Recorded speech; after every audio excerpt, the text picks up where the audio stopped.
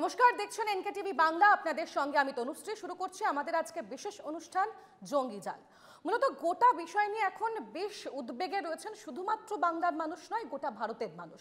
কারণ এবিটি থেকে শুরু করে লস্কর-ই তৈবা থেকে শুরু করে তেহরিকে উল মুজাহিদ্দিন, পরপর একাধিক জঙ্গি সংগঠনের সদস্যরা বাংলা থেকে যেমন গ্রেপ্তার হচ্ছে, গোটা ভারতের মানুষ, গোটা দেশের মানুষ এই মুহূর্তে উদ্বেগে রয়েছে।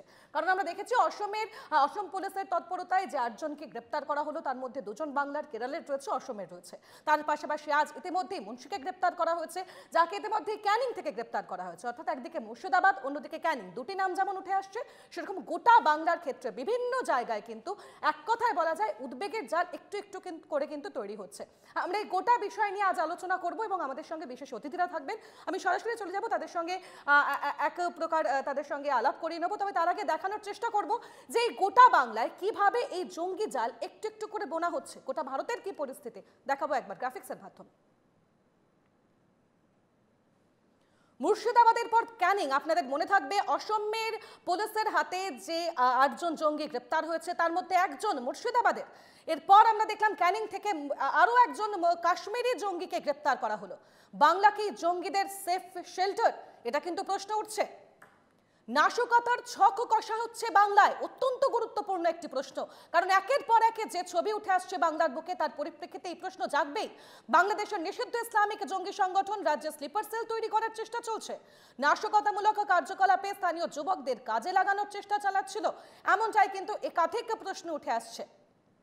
10 থেকে 12 বছরের বাচ্চাদের নিয়ে মাদ্রাসা চালু করেছিল মুর্শিদাবাদের ধৃত জঙ্গিরা আল কায়েদার শাখা সংগঠন বাংলাদেশের আনসারুল্লাহ বাংলা টিমের সদস্য। ইতিমধ্যেই কিন্তু তা প্রকাশ্যে এমনটাই দাবি করা হচ্ছে।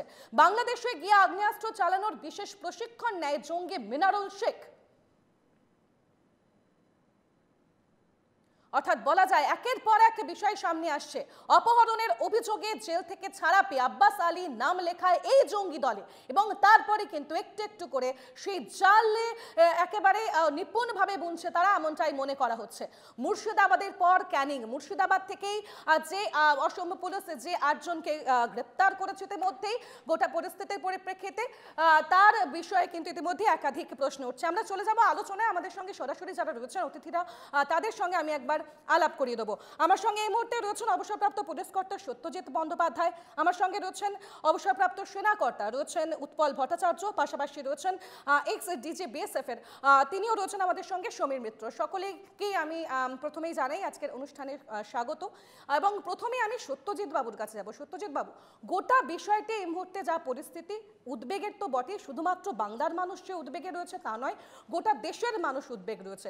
কারণ বাংলাদেশের তরফ থেকে একের পর এক যেভাবে বাংলা বিদ্বেষী তথা ভারত বিদ্বেষী মন্তব্য উঠে এসেছে, তারপর জাল পাসপোর্ট, জাল নথির হদিশ করতে গিয়ে একের পর এক তথ্য উদ্ধার হচ্ছে, একের পর এক বিষয় সামনে আসছে। কিভাবে দেখছেন গোটা বিষয়টা?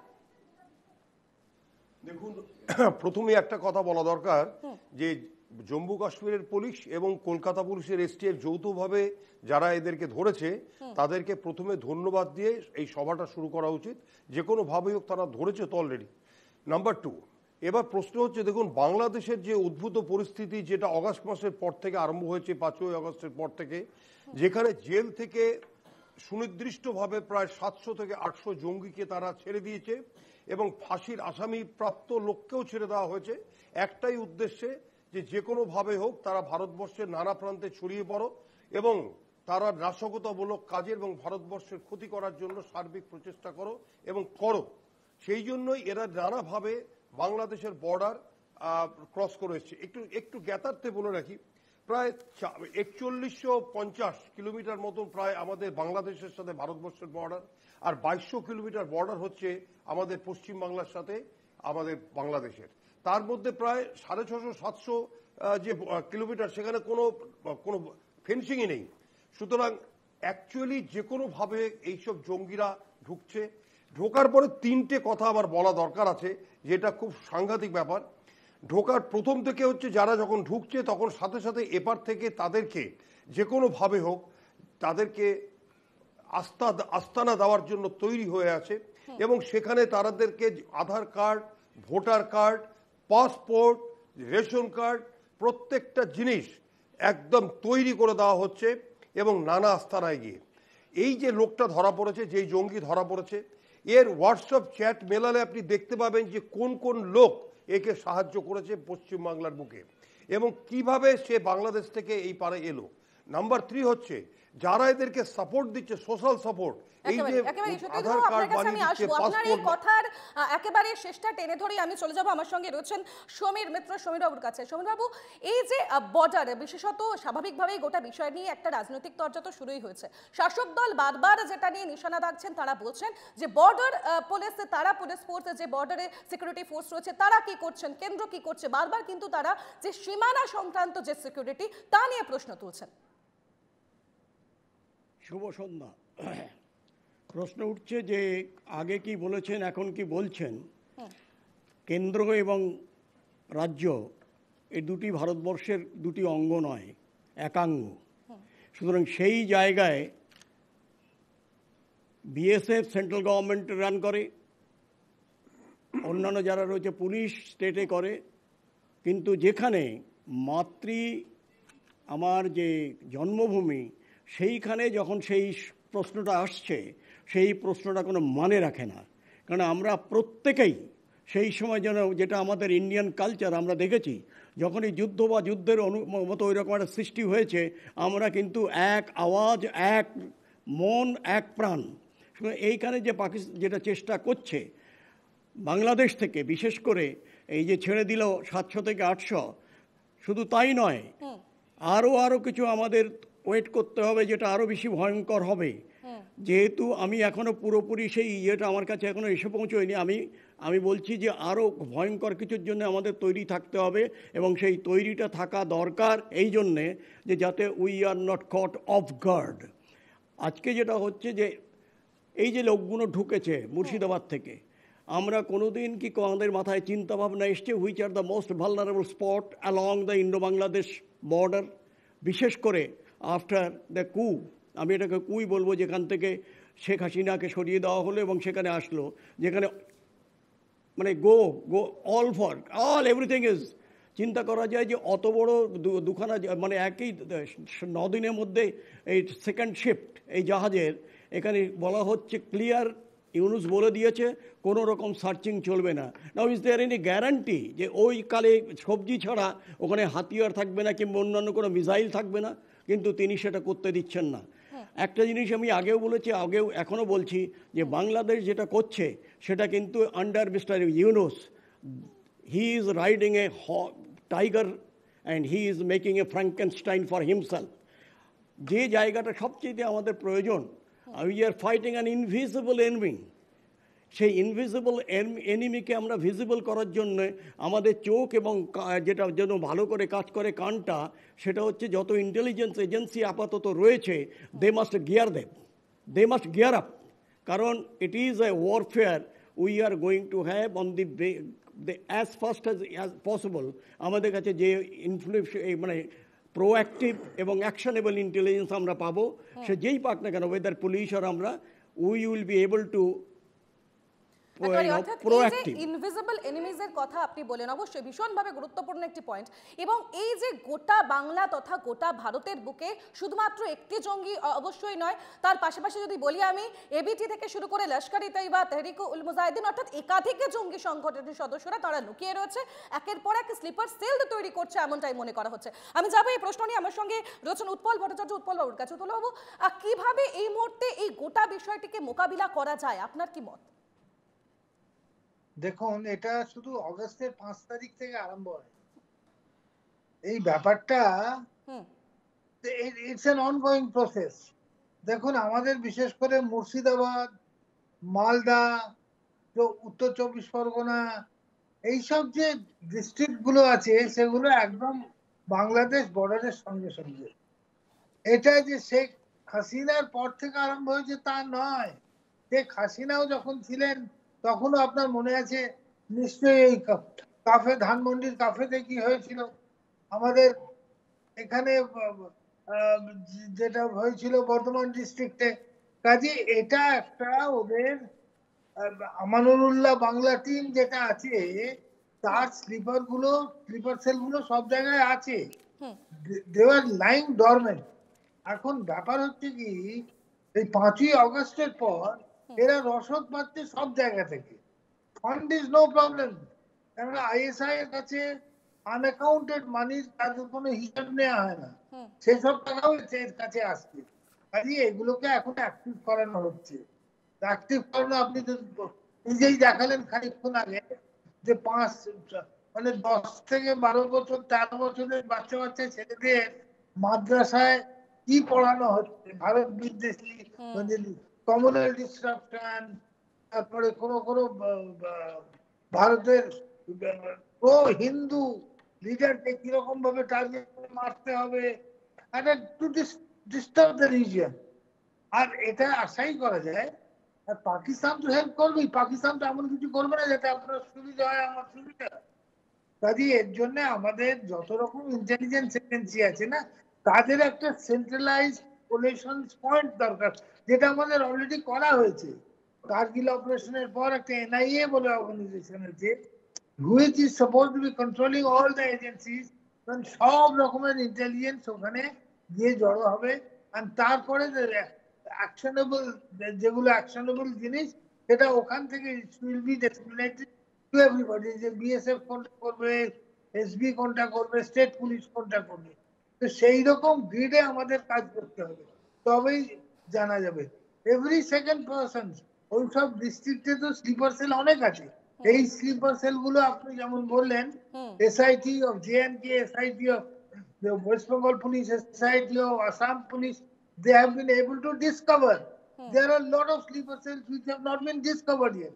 এইগুলো তো আছেই, এইগুলোর উপরে কড়া নজর রেখে সেন্ট্রাল ইন্টেলিজেন্স এজেন্সিকে একটু অ্যাক্টিভ হতে হবে। একেবারে এখান থেকে একটা বড় প্রশ্ন উঠে আসে যে সেক্ষেত্রে দাঁড়িয়ে শুধুমাত্র বাংলা যখন প্রসঙ্গ হয়ে উঠে আসছে, সেরকম গোটা দেশও প্রসঙ্গ হয়ে উঠে আসছে, এবং বিভিন্ন জঙ্গি সংগঠনের তরফ থেকে এই যে স্লিপার সেলগুলি তৈরি করা হচ্ছে, যা দমন করা অত্যন্ত গুরুত্বপূর্ণ। আমি আবারও সত্যজিৎ বাবুর কাছে যাবো। সত্যজিৎ বাবু, এই যে স্লিপার সেল বা যে জঙ্গি জাল বোনা হচ্ছে একটু একটু করে, যা ভবিষ্যতে গিয়ে একটা বড় আকার নিতে পারে বলেই আশঙ্কা করছেন একাধিক বিশেষজ্ঞরা, সেক্ষেত্রে দাঁড়িয়ে কিভাবে এই রাজ্য পুলিশ থেকে শুরু করে বা সিকিউরিটি ফোর্সে যারা রয়েছেন তারা কিভাবে গোটা বিষয়টা আরো বেশি মজবুত করে আরো ভালোভাবে সেই গোটা বিষয়টা মোকাবিলা করতে পারবেন? কতটা তারা অ্যাক্টিভ রয়েছেন, তাদের ইন্টেলিজেন্স থেকে শুরু করে তাদের সোর্স, তাদের কাজের পদ্ধতি, আপনার কি মনে হয় কিভাবে কাজ করছেন তারা? সঞ্চালিকা ম্যাডাম, একটা জিনিস মাথায় রাখতে হবে যে আমরা যে কাজই করি না কেন, সবচেয়ে আগে হচ্ছে আমাদের দেশ, দেশের স্বার্থ সবচেয়ে বড় আগে। কিন্তু দেখা যাচ্ছে কিছু কিছু রাজনৈতিক দল কিংবা রাজনৈতিক নেতা কিংবা কিছু লোক লোভের বশবর্তী হয়ে এইসব যারা জঙ্গি কিংবা যারা অনুপ্রবেশ করছে তাদেরকে নানাভাবে তাদেরকে পশ্চিমবঙ্গে ভিতরে ঢোকাচ্ছে, এবং পশ্চিমবঙ্গের সেফ করিডোর হয়ে ঢুকে তারা জম্মু কাশ্মীর, কেরালা এবং ভারতবর্ষের নানা প্রান্তে ছড়িয়ে পড়ছে এবং তারা চেষ্টা করছে জঙ্গি হানার। এখন ঘটনা হচ্ছে এই যে স্লিপার সেল কিংবা যেই কথাগুলো বললেন, এগুলোকে আটকাতে গেলে জনগণের একটা সাংঘাতিক অ্যাওয়ারনেস দরকার আছে। আমরা যখন রেগুলার অফিসার ছিলাম, তখন আমরা যেটা করতাম সেটা হচ্ছে যে পাড়ায় পাড়ায়, যেটা আপনাদের চ্যানেলের মাধ্যমে সাধারণ জনগণকে আমার বক্তব্য, যে যদি পাড়ায় পাড়ায় দেখেন যে কোনো আনওয়ান্টেড লোক কিংবা কোনো আননোন লোক ঘুরে বেড়াচ্ছে কিংবা বাজারে এসছে কিংবা কথাবার্তা বলছে, কিছু কিনতে এসছে, আপনারা তাদেরকে একটু দেখুন। বেশি নয়, আপনাদের নাম বলার দরকার নেই, আপনাদেরকে হয়তো 100 ডায়াল 100 ডায়াল কিংবা আরেকটা নাম্বার বলছি 220332505099, এখানে নাম আপনাদের বলতে হবে না, আপনারা থানার ওসিকে জানান, গ্রামে গঞ্জে হলে তারা বিডিওকে জানান, এবং দরকার হলে আশেপাশের যারা যদি দেখেন যে কাজ করছে না, থানায় জানালাম কিংবা বিডিওকে জানালাম তারা কাজ করছে না, তাহলে সম্ভাব্য হলে তার আশেপাশের মধ্যে যদি মিডিয়া থাকে তাদেরকে জানান, যে কোনোভাবে হোক এই তাদেরকে ফ্ল্যাশ করতে হবে। এটা হচ্ছে 1 নম্বর। 2 নম্বর হচ্ছে সঞ্চালকে ম্যাডাম একটা খুব ইম্পর্টেন্ট কথা বলছি, যেটা করা দরকার বলে আমি মনে করি। আমার স্যার সমীরবাবু আছেন এখানে, যারা এইগুলোকে সাহায্য করছে পয়সা কড়ি দিয়ে, অর্থ দিয়ে, তারা বেসিক্যালি ভারতবর্ষের শত্রু। তারা যারা এদেরকে রাখছে, হারবারিং করছে, যেমন আজকে যেই ক্যানিংয়ের বাড়ির থেকে যাকে ধরা হলো, সেই লোকটাকেও আজকে ধরা উচিত ছিল, যার বাড়িতে আশ্রয় পেয়েছিল তাকেও ধরা উচিত ছিল, কিন্তু এখন পর্যন্ত ধরা হয়নি। কিন্তু সেই হারবারিং, যারা আশ্রয়দাতা, তাদেরকেও ধরতে হবে এবং তাদের নামগুলো প্রকাশ করতে হবে। অর্থাৎ যে রাজনৈতিক নেতা কিংবা সাধারণ দাদারা এদেরকে সার্টিফিকেট দিচ্ছে 20 বছর ধরে চিনি, 20 বছর ধরে চিনি, এরা খুব ভালো লোক, এদেরকে পাসপোর্ট দেওয়া হোক, এদেরকে ভোটার আইডি কার্ড দেওয়া হোক, তাদের একেবারে ধরার কোথাও গিয়ে পরে আপনি বলছেন যে তাদের একেবারে নাম মূলে ঢুকে শেকড় থেকে একেবারে গোটা বিষয়টি দেখাশোনা করতে হবে, গোটা বিষয়টি নিয়ে বলা যায় একেবারে সেই লেভেলে গিয়ে বা সেই মূলে গিয়ে সেই তদন্ত করতে হবে। আমি অন্যদিকে আমাদের সঙ্গে রয়েছেন আমাদের আরো এক অতিথি আমাদের সঙ্গে রয়েছে, আমি চলে যাবো উৎপল ভট্টাচার্যের কাছে। উৎপলবাবু, যে ছবি এই মুহূর্তে দেখছি, আমরা দেখেছিলাম যে মোহাম্মদ ইউনূস বাংলাদেশের এই মুহূর্তের অন্তর্বর্তী সরকারের যে প্রধান, তিনি একটি লিখেছিলেন এবং সোশ্যাল মিডিয়ায় পোস্ট করেছিলেন যে সেক্ষেত্রে যদি বাংলাদেশে পরিস্থিতি আরো বেশি উত্তাল হয়ে ওঠে তাহলে তার প্রভাব পড়বে সেভেন সিস্টার্স এবং তার পাশাপাশি পশ্চিমবঙ্গে, এবং বারবার যে হুমকি বিদ্বেষ আসছে, তার পরিপ্রেক্ষিতে কি মনে হচ্ছে যে গোটা বিষয়টা যেভাবে ঘটছে তা অত্যন্ত পরিকল্পিত এবং গোটা দেশ, গোটা বাংলার ক্ষেত্রে কতটা উদ্বেগের আপনার কাছে? দেখুন, মোহাম্মদ ইউনূস যা বলছেন, উনি কিছু বলছেন এবং ওনাকে বলানো হচ্ছে ওই ছাত্র শিবির, তারপর রাজাকার, আপনি যাদের আল বাদার বা জামাত গোষ্ঠী যারা আছে তারাই তো চালাচ্ছেন। শুনুন, কোনো একটা স্টেবল জিনিসকে ডিস্টার্ব করার জন্য you require only 15% of the nuisance.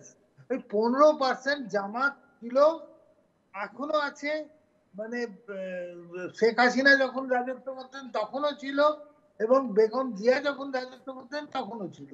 সেই তারা এখন চালাচ্ছে, মোহাম্মদ ইউনূস নোবেল প্রাইজ প্রাপ্তকে চালাচ্ছে। কাজে উনি যেটা বলছেন, উনি যে নিজের থেকে সবকিছু বলছেন তা নয়, ওনাকে যে বলানো হচ্ছে, উনি এখন জামাতের লিডার হয়ে গেছেন। কাজে এগুলোকে ভারতবর্ষ নজর রাখছে, ঠিক ঠিক পদক্ষেপই নেওয়া হবে। কিন্তু একটা কথা বললে ভুল বললে চলবে না, যে এইগুলোতে আমরা যদি এক্সাইটেড হই, ভারত একটা বড় ম্যাচিওর স্টেবল দেশ, আমরা যদি পাওয়ার দেওয়া বন্ধ করে দিই ফ্রম ফারাক্কা, আমরা যদি পাওয়ার দেওয়া বন্ধ করে দিই, আদানির পাওয়ার যেটা আপনার যায় ঝাড়খণ্ড থেকে, সেটা যদি বন্ধ করে দিই, তাহলে ওখানকার লোকেরা এফেক্টেড হবে। মনে রাখবেন, বাংলাদেশের লোকেরা অনেক রকমের সেন্সাস চলছে, হচ্ছে, বাংলাদেশের লোকেরা এখনো মোর দেন 53% আর প্রো ইন্ডিয়ান, বাকিরা তো বলতে পারছে না সেগুলো। আর এই যে your next step could be a very suspected person, যেটা সত্যজিৎ বাবু খুব ভালোভাবে বললেন, কিরকম ভাবে তাদের ধরা উচিত, এনি সাসপেক্টেড পারসন, সেটা তো একেবারে, অর্থাৎ সেরকম গ্রাউন্ড লেভেলে গিয়ে সেই বিষয়টি তদন্ত করা এবং সে বিষয়ে সচেতন থাকা এখন শুধুমাত্র বাংলার নয়, গোটা ভারতবাসীর এই মুহূর্তে উচিত। অন্যদিকে চলে যাবো আমি সমীর বাবু আমাদের সঙ্গে রয়েছে। সমীর বাবু, এই মুহূর্তে যে ছবি আমরা দেখছি এবং মোহাম্মদ সাদরাডি যার নাম উঠে আসছে, তার একাধিক আমরা জাল নথি দেখতে পাচ্ছি। একদিকে আধার কার্ডে তার এক নাম এক অ্যাড্রেস, অন্যদিকে ভোটার কার্ডে তার এক নাম এক অ্যাড্রেস, অর্থাৎ শুধুমাত্র পাসপোর্ট জাল নয়, আধার কার্ড, ভোটার কার্ড, সমস্ত বিষয়গুলি ফেক এবং তা নিয়ে দীর্ঘদিন তাদের যাতায়াত। কিভাবে গোটা বিষয়টি এই চক্র চলছে, কতটা থ্রেটনিং আমাদের জন্য? প্রথমত যে কথাটা সত্যজিৎ বলছিল, আমি একটু তার অধিকার নেব, তাই সেটাকে একটুখানি বাড়াতে। স্লিপার সেল মনে কিন্তু তারা সেখানে ঘুমিয়ে নেই। স্লিপার সেলের অর্থ হচ্ছে যে the moment he is required, he or they are required to pounce, তারা ইমিডিয়েটলি কিন্তু everything is prepared and available with them, তারা নিয়ে কাজে পড়বে। দ্বিতীয়ত যেটা, সেটা হচ্ছে সবচেয়ে ডেঞ্জারাস হচ্ছে যারা সিম্প্যাথাইজার, যারা এদের, যেটা বললেন যে সত্যজিৎ বলল যে হারওয়ারিং করছে, they are the most difficult people, they must be অ্যাপ্রিহেন্ডেড।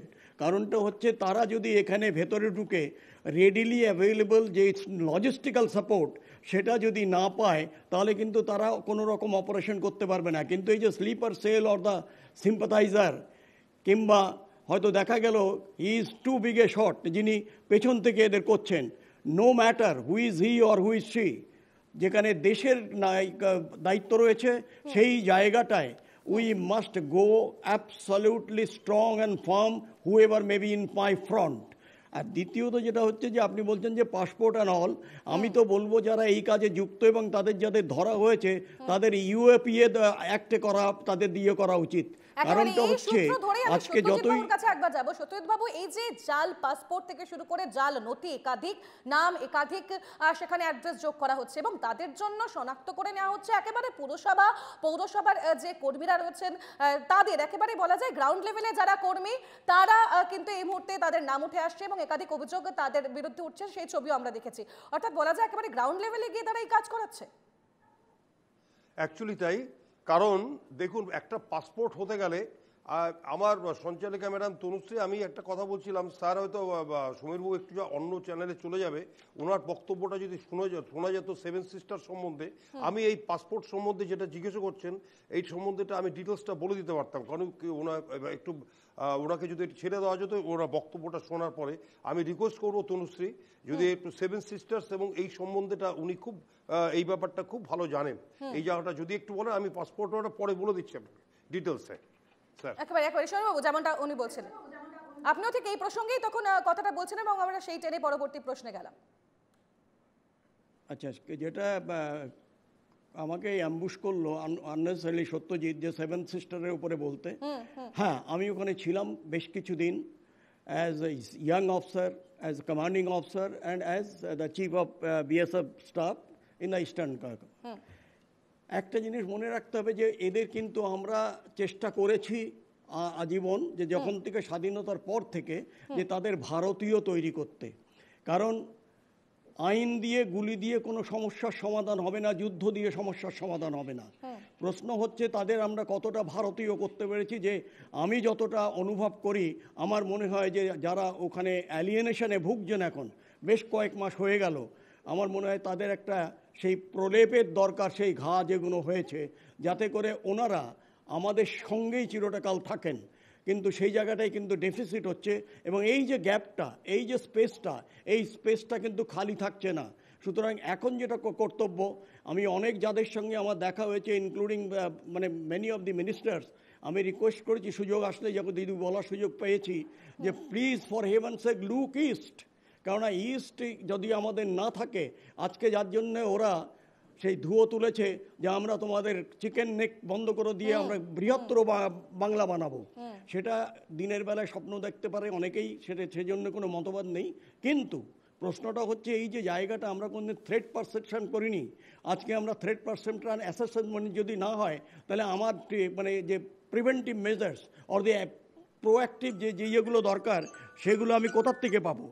সেই জন্যে আমার মনে হয় যে সেভেন সিস্টার্স, এখন ওখানে কি হচ্ছে, আমাদের দেশটা বড় বেশি ইলেকশনমুখী হয়ে গেছে, যে পাওয়ারে যাওয়ার জন্য। কেউ কি দেশের জন্য ভাবছে? আমার এই প্রশ্নটা থাকলো, কেউ কি দেশের জন্য ভাবছে? আজকে যে এই যে একাত্তরে আমি এখনো বেঁচে আছি, যে যুদ্ধ করার সুযোগ পেয়েছিলাম 25-26 রাতের থেকে মার্চের। একেবারে, অর্থাৎ আপনি যে প্রসঙ্গ তুললেন চিকেন স্নেক, একেবারে তাকেই টার্গেট করেছে বাংলাদেশ। আমরা দেখেছিলাম সেই মন্তব্য, আমরা কিন্তু এনকেটিভির পর্দায় শুনিয়েছি। অর্থাৎ এই চিকেন নিংস যে 7টি রাজ্য ভারতের সঙ্গে একটা ভূখণ্ড, যা একেবারে শিলিগুড়ির মাধ্যমে তা যুক্ত করা, অর্থাৎ অত্যন্ত গুরুত্বপূর্ণ। আমাদের সময় একদম শেষ হয়ে এসেছে, আমরা চলে যাব সত্যজিৎ বাবুর কাছে একেবারে শেষ প্রশ্ন নিয়ে। সত্যজিৎ বাবু, যে বিষয়টি আমরা কথা বলছিলাম যে একেবারে পৌরসভা, পোস্ট অফিসের কর্মীদের ব্যবহার করা হচ্ছে, তাহলে কি ইন্টেলিজেন্সকে আরো বেশি সক্রিয় হতে হবে গোটা বিষয়টি নিয়ন্ত্রণে আনার জন্য? এটা তো একটা কথায় যে ইন্টেলিজেন্সকে সক্রিয় হতে হবে। একটা জিনিস আপনাদের চ্যানেলের মাধ্যমে বলা দেওয়া দরকার আছে, যে লক্ষ লক্ষ লোক দর্শক এই বক্তব্যগুলো শুনছেন, যে পাসপোর্ট পেতে গেলে পাসপোর্টের অনলাইন যে পোর্টালে যেতে হবে এবং সেখানে 1500 টাকা জমা দিয়ে আপনাকে ফরম্যাট ফিল আপ করতে হবে। কিন্তু শুধু ফরম্যাট ফিল আপ নয়, এখানে আপনাকে কতগুলো অতি আবশ্যক কিছু কাগজপত্র জমা দিতে হবে।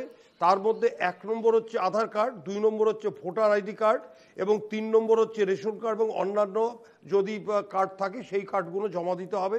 এবং আপনার প্রিলিমিনারি একটা এনকোয়ারি করবে পাসপোর্ট সেকশন থেকে, যেটা পাসপোর্ট সেবা কেন্দ্র, এবং তারপরে সেটা চলে যাবে লোকাল পুলিশ এনকোয়ারিতে। দেখুন, এখানে লোকাল পুলিশের দায়িত্ব সবচেয়ে বেশি। লোকাল পুলিশ অফিসারকে প্যারালালভাবে ছবি তুলতে হবে, প্যারালালভাবে এনকোয়ারি করতে হবে এবং রিপোর্ট দেবে। এই দুটো রিপোর্ট একসাথে হওয়ার পর একটা পাসপোর্ট একটা খামে করে আসবে। সেই খামটা কিন্তু সাধারণ বাজারে একেবারে কিনতে অর্থাৎ পাওয়া কোথাও যায় গিয়ে না। লোকাল পুলিশ থেকে শুরু করে ইন্টেলিজেন্স এবং সিকিউরিটি ফোর্স সকলকে একসঙ্গেই কাজ করতে হবে। এবং আমাদের সময় যেহেতু একেবারে সংক্ষিপ্ত আছে, সকলকে ধন্যবাদ জানাই আজকের অনুষ্ঠানে যোগ দেওয়ার জন্য এবং আপনাদেরও ধন্যবাদ জানাই এতক্ষণ আমাদের সঙ্গে থাকার জন্য। এবং অত্যন্ত গুরুত্বপূর্ণ একটি বিষয়, সচেতন সকলকে থাকতে হবে এবং অবশ্যই সেই সচেতনতার দিকে কিন্তু সকলকে নজর দিতে হবে। আপাতত আজকের অনুষ্ঠান এখানেই শেষ করছি, এরপর দেখুন সুপার প্রাইম টাইম।